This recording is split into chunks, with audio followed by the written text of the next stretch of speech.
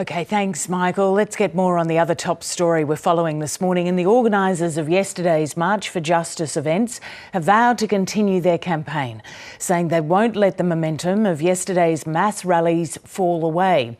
Straight to Stephanie Morrison in our Parliament House Bureau. Good morning, Steph.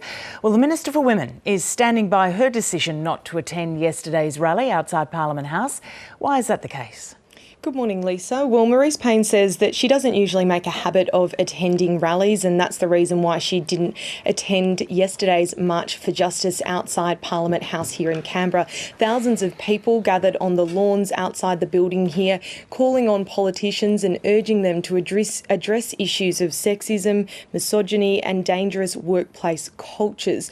Now, a number of Labor MPs and crossbench MPs and senators attended this event, as did a small group of Liberal MPs and senators as well, but most notably missing was the Prime Minister Scott Morrison, the Minister for Women Marise Payne and senior government ministers. Now, Mr Morrison and Minister Payne both invited organisers of the event to come and meet them here inside the building to sit down and have a conversation about their concerns and to outline their ideas about how to fix some of these problems. However, the organisers declined that request, saying that they wanted the leaders of Australia to come outside and listen to the voices of many women, and some of those speeches yesterday were incredibly powerful.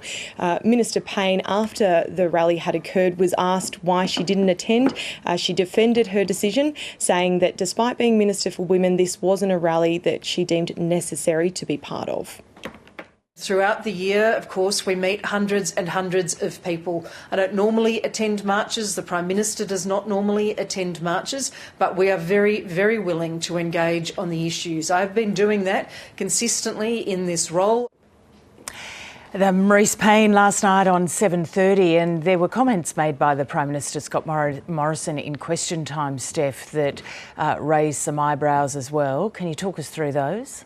Yeah, these comments were quite notable, but notable for the wrong reasons, Lisa.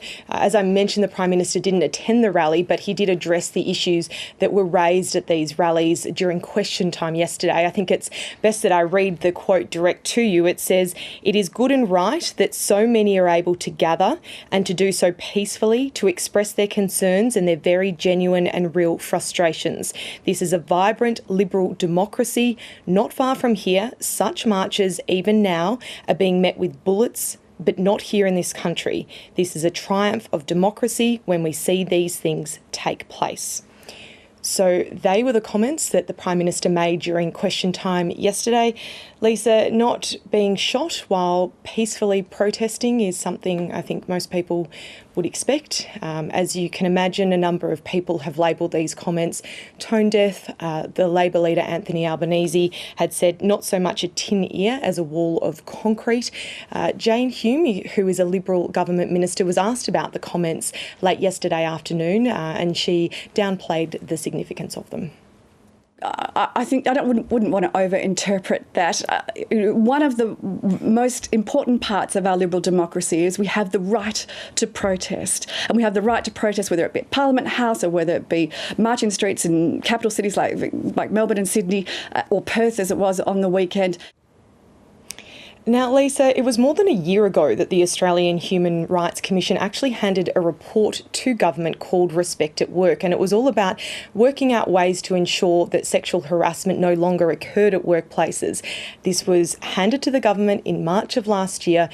Not many of the recommendations have been acted upon by the government. The Minister for Women, Marise Payne, saying part of the reason being because we've been in a pandemic, a lot of policy has been placed to the side because there's had to be a focus on health. But I think as we saw with those rallies yesterday, Lisa, there is a real need for policy change instead of just words. And there are a number of suggestions in this report that the government is yet to formally respond to. All right, thanks very much, Steph.